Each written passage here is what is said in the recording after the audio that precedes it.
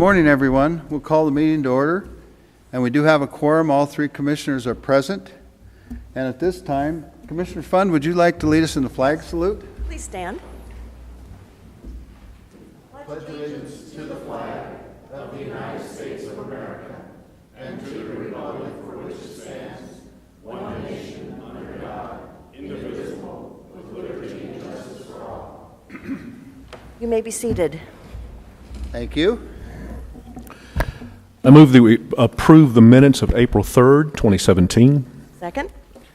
Motion is made and second to approve the April 3rd, 2017 minutes.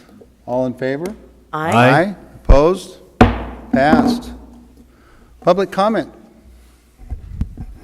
Anyone? I think Sharon's on there for sure.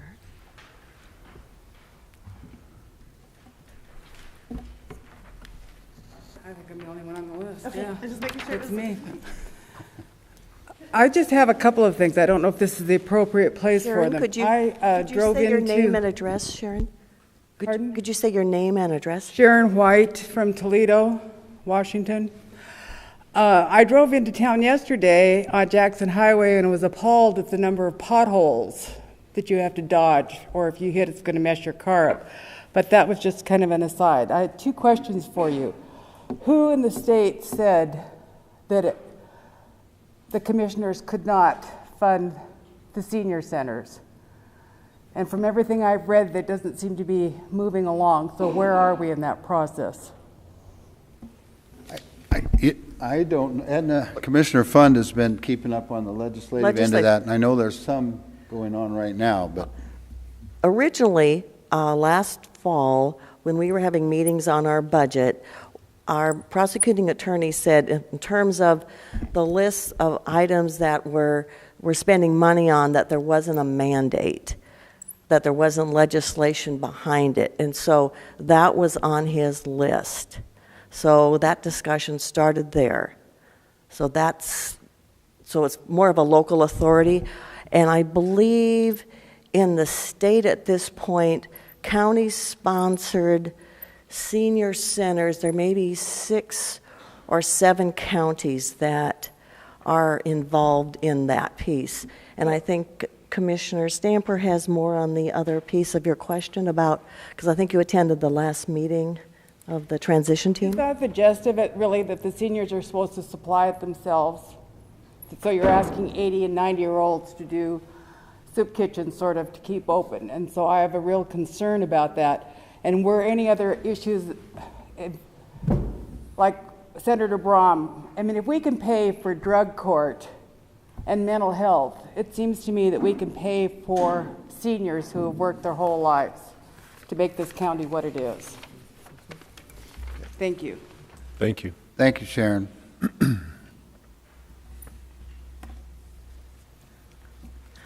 All right. We have 2 proclamations today. Number 1 and number 2 proclamation. The first one is April 9th to 15th is National Public Safety Communications, and number 2 is proclamation recognizing April as Sexual Assault Awareness Month, and I move that for our agenda. Second. Okay. All right. Okay, Dave.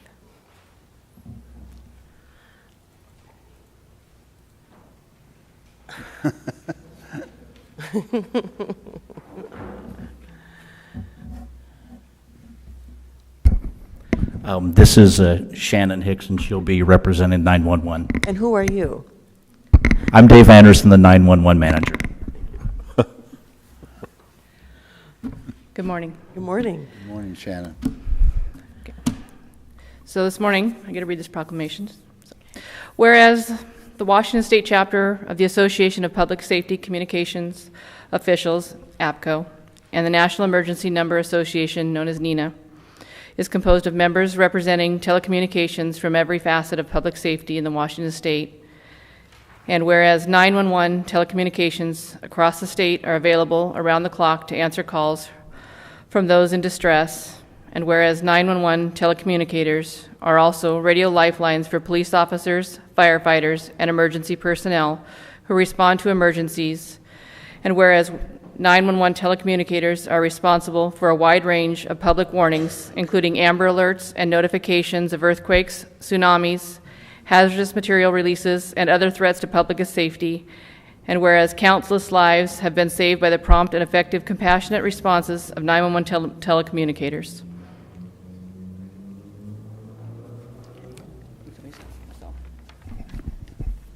And before we finish, could I have a moment for a couple of words? Absolutely. Shannon, as a representative of the Dispatch Communications, please accept my thanks and respect for all that you do. As a team, we pull together and make things happen. Just as the cream rises to the top, when called upon, you have answered professionalism and dedication. Commissioners, I want you to know that we have a very strong group of trainees excelling in the academy and the road course and on-road courses, and their future looks very bright. I have 4 of them in the back here, along with their trainer. Would you like to introduce them? I'm sure. Please do. Or they can come up and introduce Come up and themselves. Their trainer is Michelle,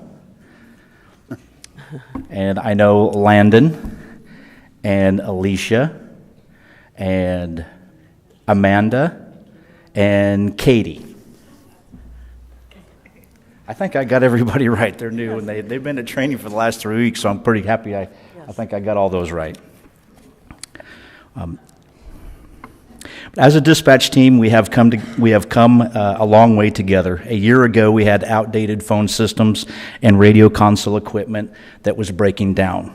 But now we have state-of-the-art and equipment, and other centers are very envious of Lewis County.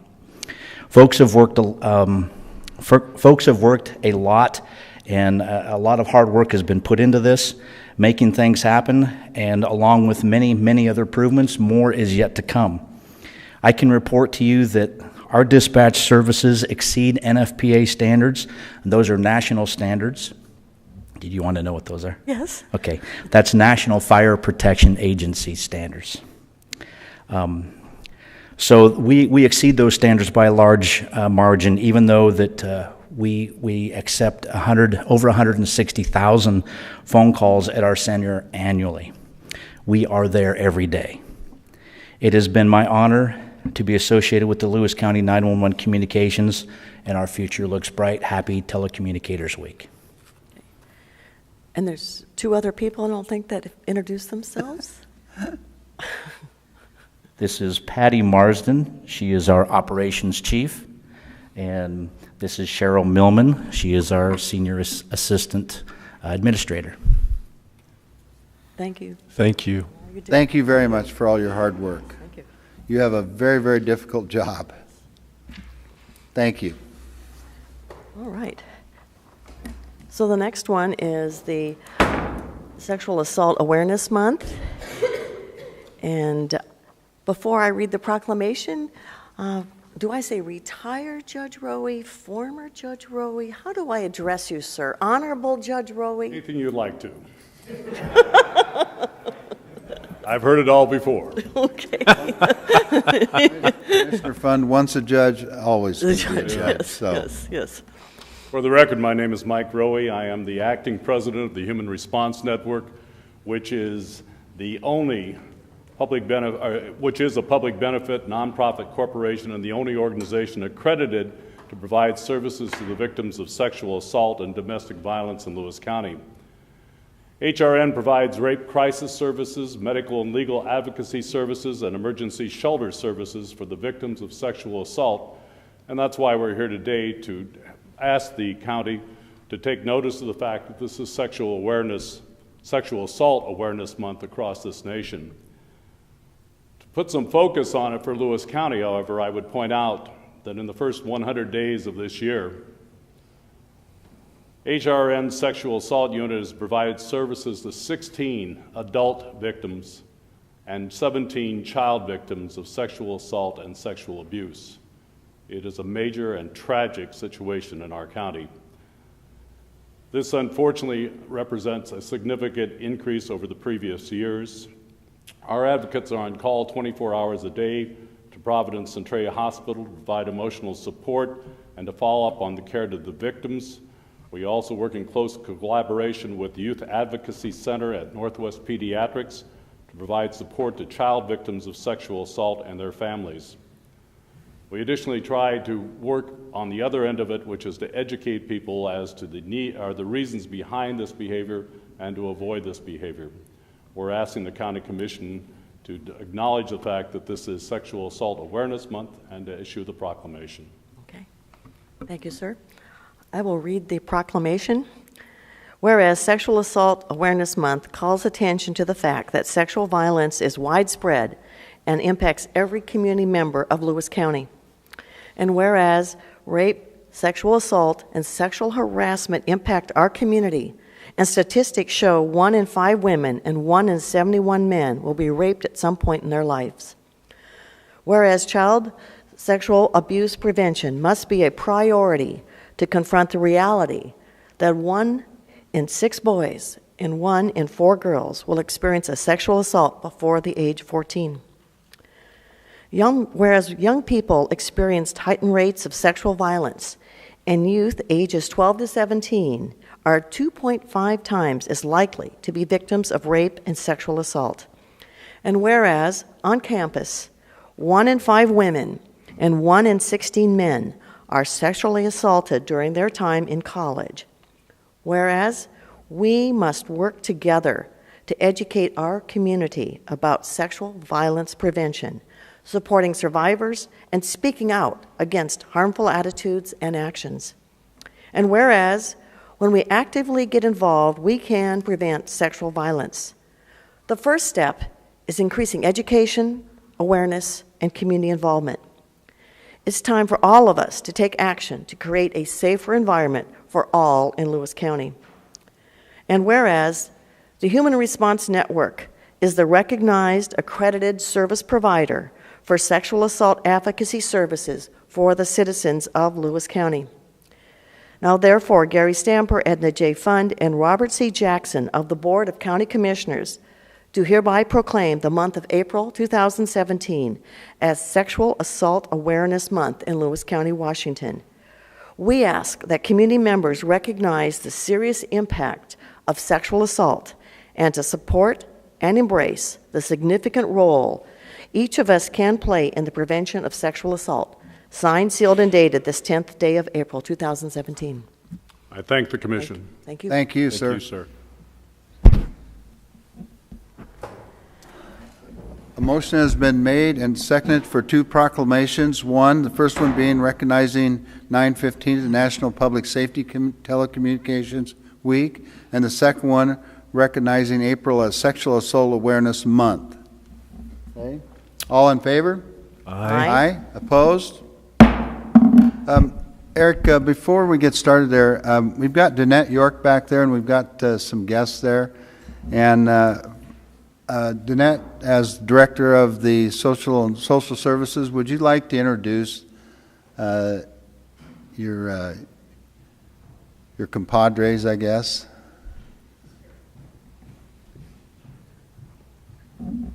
For the record, I'm Danette York, Director of Public Health and Social Services, and I am pleased to introduce that I have guests with me all day today.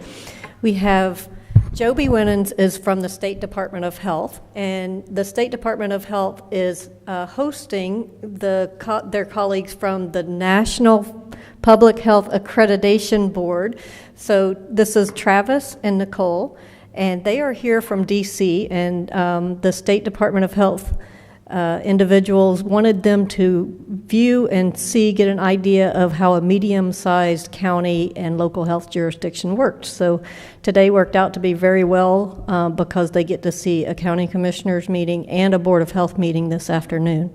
And in between, I will be taking them around our department, talking about all the services we provide and showing them a couple of highlighted properties in our area telling them some things that we have to deal with as a kind of rural agency. So I'll give them a moment to introduce themselves too. Perfect. Thank you.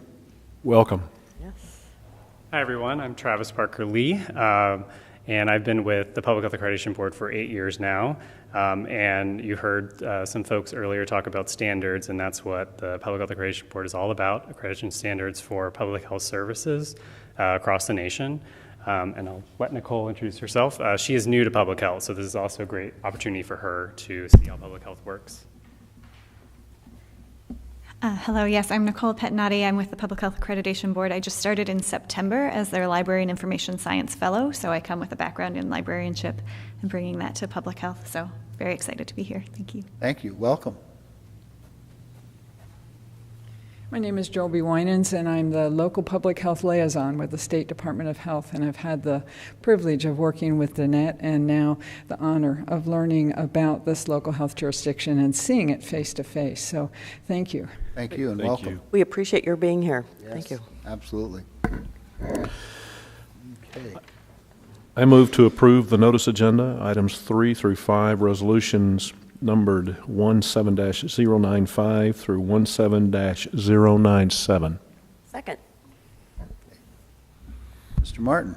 Good morning, Commissioners. Eric Martin, Public Works Director and County Engineer, speaking to notice agenda items 3, 4, and 5.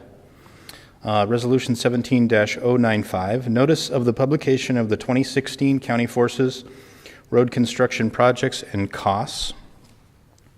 So in accordance with RCW 3677-070, County Force construction projects with expenditures exceeding $10,000 must be shown and published in one issue of a newspaper of general circulation.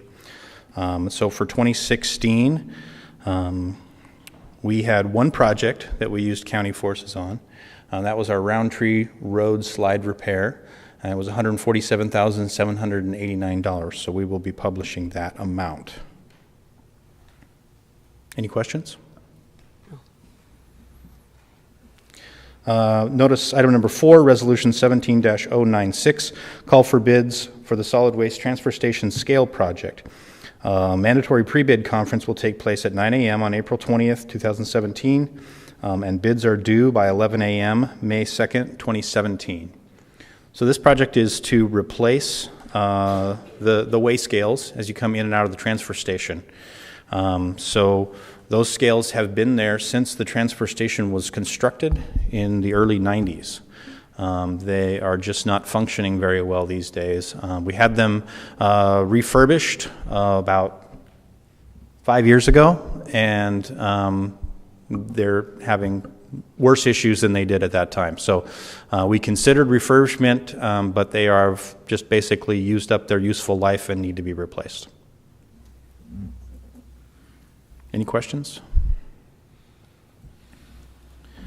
Item number 5, resolution 17-097, notice of a hearing regarding a non-exclusive franchise request submitted by the National Frozen Foods Corporation to construct, operate, and maintain an irrigation water pipeline in Airport Road right-of-way. This is a notice of hearing, and the hearing will take place in the Commissioners' hearing room on or after 10 a.m. on May 8th, 2017. So we'll have lots of details about this. Then if you have questions now, I can do my best to answer them, but we'll have Mr. Unzelman with us at the hearing and go through that. It's basically a renewal. We don't call them a renewal, we call it a replacement, but they've had an existing franchise, and this will be another franchise replacing that one for another 5 years. Okay. Thank you. Thank you. Thank you. Okay, a motion is made and second to approve the notice agendas, 3 items, 17-095 through 17-097. Any more discussion? All in favor? Aye. Opposed? Notice passed. I move that we approve the consent agenda, items 6 through 13, resolution starting with 17098 and ending with 105. Second. Good morning, Commissioner. Suzette Smith, Chief Accountant, Auditor's Office, here to present to you agenda items number 6 and 7 this morning. Agenda item number 6 is resolution number 17-098. This is the weekly approval of warrants and payroll for claims against the various county departments. Last week, we issued 131 regular warrants, 767-249 through 767-379, for a total of $527,608.44. In addition, we had payroll on April the 5th. Those warrants were 767079 through 767248, and automatic deposits numbered 1 through 486, for a total of 656 combined warrants for payroll and benefits. Total dollar amount, $3,443,671.46. We had no warrants issued for the special purpose districts last week, therefore we have no skip in sequence. If there are no questions, I will go on to agenda item number 7. This is resolution number 17-099. This is requesting your approval to cancel warrant number 764740. This was issued in duplicate to a vendor. The vendor returned the original warrant to us. Total was $33.73, and we are requesting permission to cancel that warrant.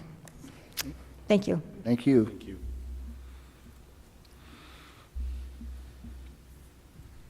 Good morning, Commissioners. Lee Napier, Director of Community Development, speaking on the next few agenda items, 8, 9, 10, and 11. Agenda item number 8 is Resolution 17-100, and this is a resolution to approve a professional services agreement with Hillier, Scheibmeir, and Kelly for our hearings examiner. This is a contract. Mark Scheibmeir has served as our hearings examiner for the past few years, and his contract has expired, and we would like to renew it for another 5 years. Any questions? So what exactly does this position do? This position serves as your hearings examiner as described in county code, and some of the matters in which he hears are special use permits, appeals related to either things that my department administers or code enforcement. Some of the more recent cases that might be of interest to the board that Mark heard and has ruled on. Some improvements that are going on throughout the county. We have a new storage unit, pack and stack, if you will, was recently reviewed and approved that'll be located outside of the Chehalis area. There are some single-family residential units that were reviewed and approved, both as special use permits. So those are some examples. Gravel operations, mining operations are reviewed by the hearings examiner as special use permits. So that's just a sampling of some of the things that have recently gone before him. Thank you. Okay, moving on to agenda item number 9.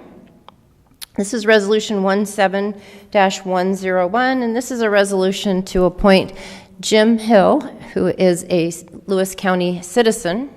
He lives within Chehalis, to be the Lewis County voting member to the Chehalis Basin Partnership, and that is an entity that was created through interlocal agreements to deal with watershed issues on a watershed scale, and in this case, it's the Chehalis Basin, which is the second largest watershed in the state. So Jim would be our voting member. Moving on to agenda item number 10, Resolution 17-101.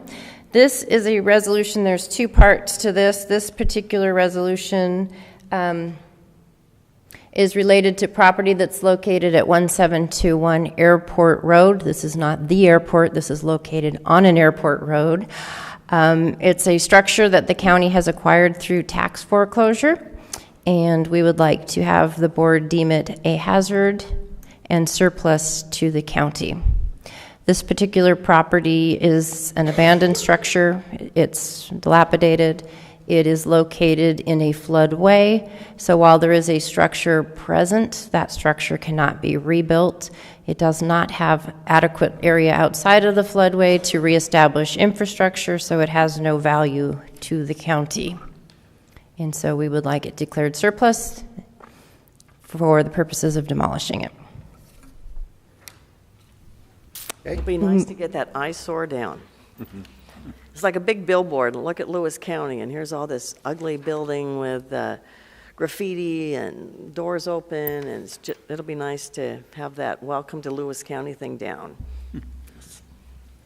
Yeah, so along that same lines, we'll move on to agenda item number 11, Resolution 17-103, and this is a resolution That's in the form of an interlocal agency agreement between Resource Conservation Office and Lewis County for the purpose of providing grant funding to demolish this particular structure. The source of this funding is RCO as far as the contract administrator, but this is an outcome of the Flood Authority's Local Projects Program. So we applied to the Flood Authority's Local Projects Committee for money to remove a structure from the floodway.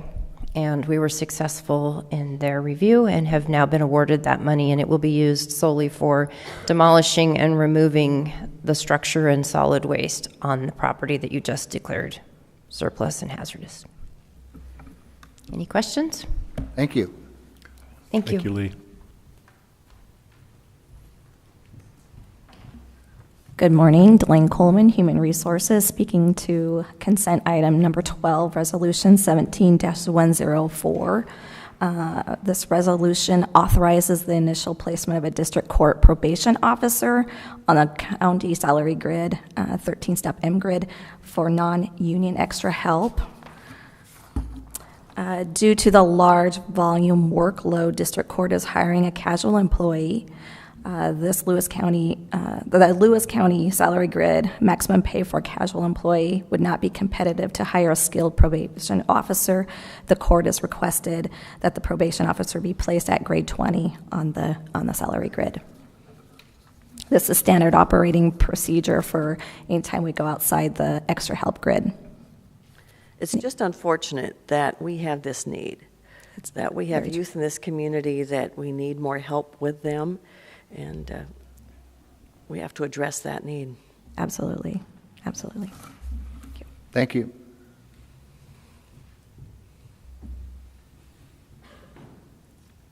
Should I go with this one? Okay. We have the next resolution to appoint Todd Chaput, Public Facilities District. And Todd, would you like to come to the lectern and tell us how long you've been on there and your experience?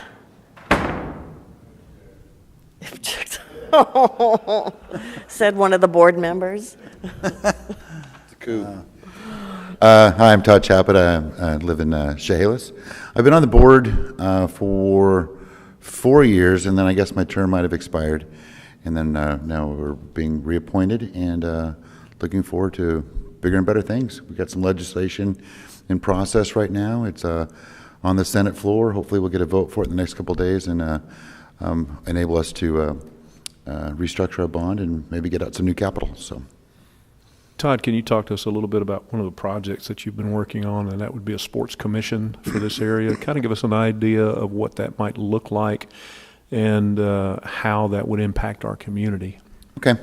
Yes, the Sports Commission. We recently worked with the state to develop a TPA, or Tourism Promotion Area. And what that is it designates between interlocal agreements, Centralia and Chehalis, and through the lodging to allocate $2 fee per night per room. This was done through the hotels. And there was a decision of the hotels to do this, to move forward, to add money to help promote sports in our area. We've recognized as a hotel group that sports brings a lot of people into our community for multiple nights. We're estimating this year that between all the sports facilities in Centralia and Chehalis will bring in roughly 22,000 hotel rooms.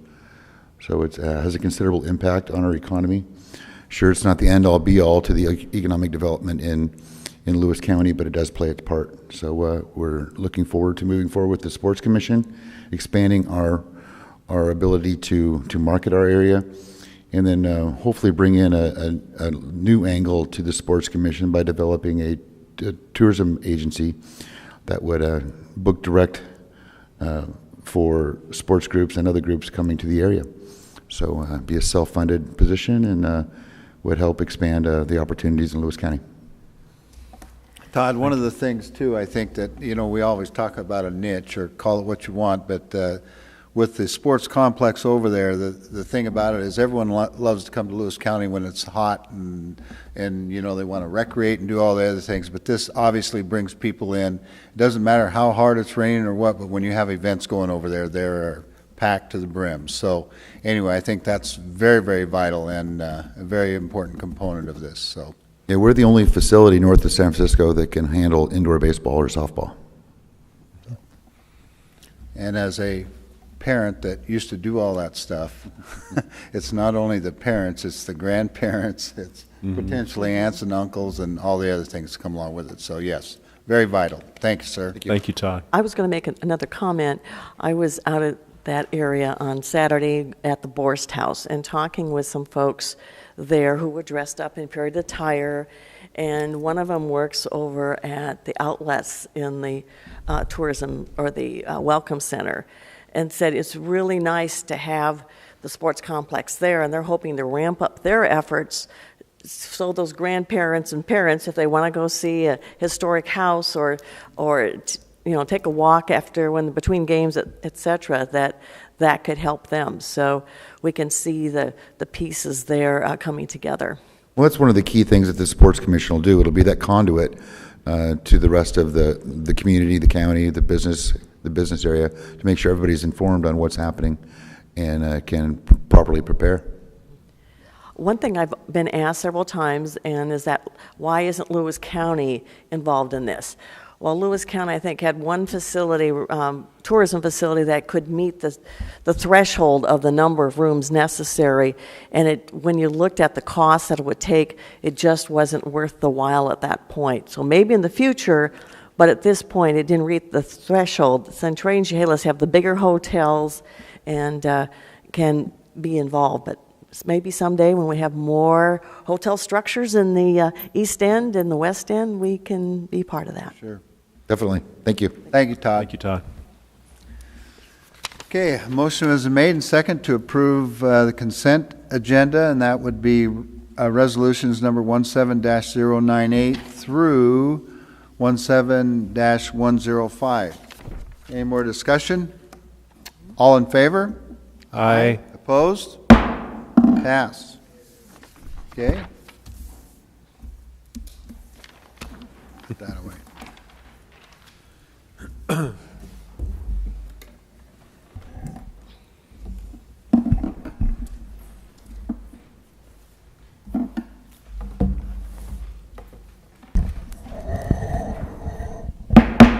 We'll go ahead and start the public hearing, and this is the hearing for the 2017 budget amendment for current expense and other funds. And at this time, we'll first have a staff report, followed by a question and answer period. We will then close the question and answer period and open the hearing for formal testimony. This time, if anyone would like to sign up, they can do so up on the podium. And at this time, we'll go ahead and we will start with the staff report. Good morning, Commissioners. Steve Walton, Central Services Director, and with me today also is Becky Butler, the Budget Manager. Copies are provided, detailed copies of the budget amendment are provided over by the podium. This hearing pertains to the recommendation to amend the 2017 budget as indicated in Resolution Number 17-106. Notice of this public hearing was published in the East County Journal on March the 29th and April the 5th, 2017. The notice that was published in the East County Journal reflected an increase in expenditures of $1,862,694 and an increase in revenue in the amount of $296,563, resulting in a decrease in fund balance in the amount of $1,566,131. Subsequent to the notice being published, the need to amend other areas became necessary, resulting in changes in expenditures in the amount of $680,799 and an increase in revenue in the amount of $313,216. So with the new changes incorporated, this total budget amendment reflects an increase in expenditures of $2,543,493 an increase in revenue in the amount of $609,779, and a decrease in fund balance in the amount of $1,933,714. The general fund portion of this amendment is an expenditure increase of $198,219 and an increase in revenue in the amount of $73,411, resulting in a use of fund balance in the amount of $124,808. There's quite a bit of detail associated with this amendment, and we can go through the details, or we can provide an abbreviated overview. Would the board prefer the short version or the long version? Why don't we have the short version first, and then if we have further questions, we'll expand it to the longer version. Okay, that sounds fair enough. I'll turn it over to Becky Butler, and she can provide those details. Good morning. The majority of this amendment is due to capital projects that are roll over from 2016 to 2017. That includes $1.2 million in the Capital Maintenance and Equipment Fund 301, and that's for the county finance system implementation. We had budgeted in 16, but it's going to continue into 17. And then the system upgrade in 911 is also included in this, and the public health building remodel, as you guys got a tour, I believe, Friday of that progress. The other increase for capital expenditures in Fund 310 is $480,000. This is for jail and juvenile facilities, and we'll replace the boilers in the jail and upgrade the camera system in the juvenile facility, as well as replace the dishwasher in juvenile. As Lee mentioned before, there's an amendment here for $318,216 for funding from the Recreation and Conservation Office. A portion of that is for the demolition of the airport road property, and the other pieces for flood-related projects. So those are the biggest portions of the amendment. Would you like me to go into any further detail, or do you have questions on the ones in front of you? Some of these are beyond our control, that expenses have come up. Some of these have other funding coming in outside of the general fund. So we look at this pretty closely to make sure that whatever we're spending is something we need to spend, and we're taking a really close look at our county budget based on what's going on in Olympia, what's going on in Washington, D.C., because it's all impacting us in our budget. Right. We continue to watch, and we'll be working with the commissioners going forward as the budget season starts to kick off. And I would just like to state that the transfer for the fair will only be transferred as needed after the fair. So just in case. Just in case. Just in case. Okay.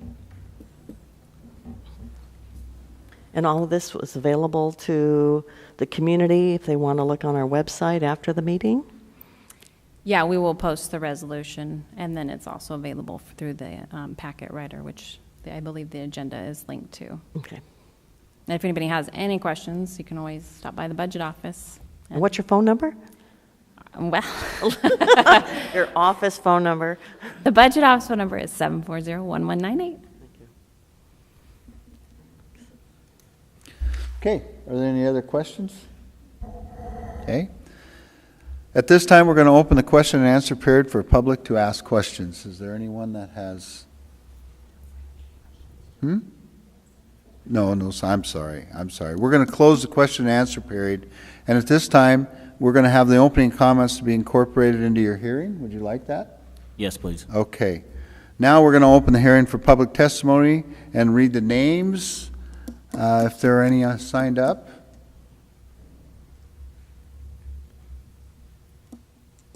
None? Okay. Okay, is there any other questions?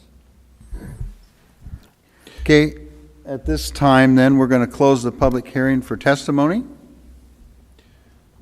Mr. Chairman, I move that we approve Resolution 17-106, the first 2017 budget amendment for current expense and other funds. Second. Okay, a motion is made and second to approve the hearing of the first budget amendment for current expense and other funds. All in favor? Aye. Opposed? Passed. There we go. Seeing no further business on our agenda, I move that we adjourn. Second. Okay, a motion is made and second to adjourn. All in favor? Aye. Aye. Opposed? Adjourn.